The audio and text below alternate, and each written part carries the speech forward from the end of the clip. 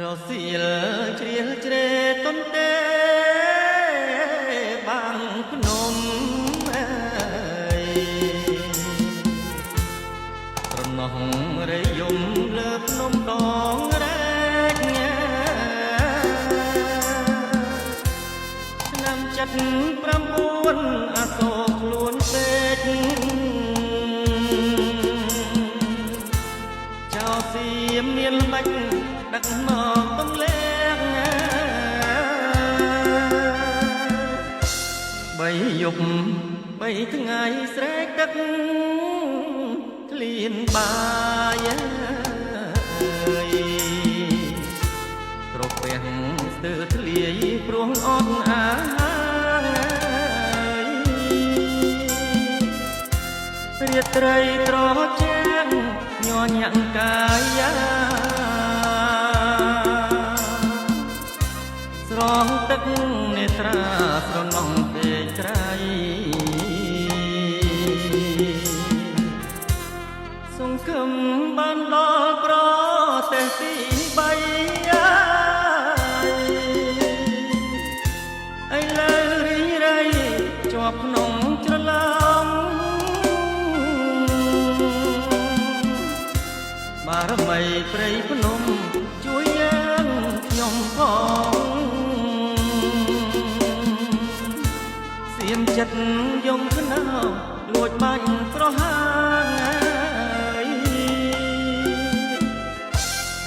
ខ្មែររាប់ម៉ឺនអ្នករត់ប្តីប្រពន្ធសៀមចិត្ត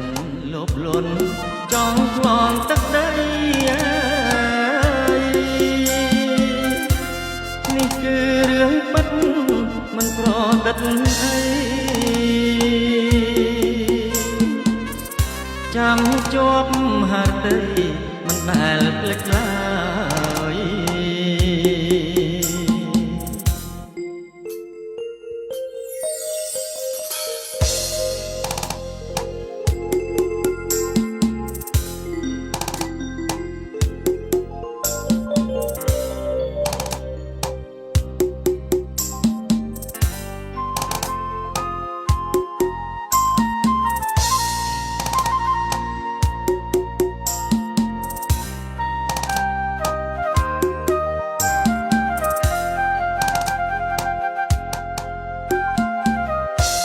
សង្ឃឹមបានដល់ប្រទេសទី3ឥឡូវរីរៃនៅក្នុងច្រឡំបារមីព្រៃភ្នំជួយយើងខ្ញុំផង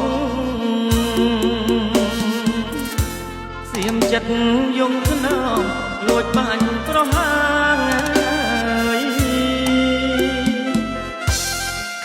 រាប់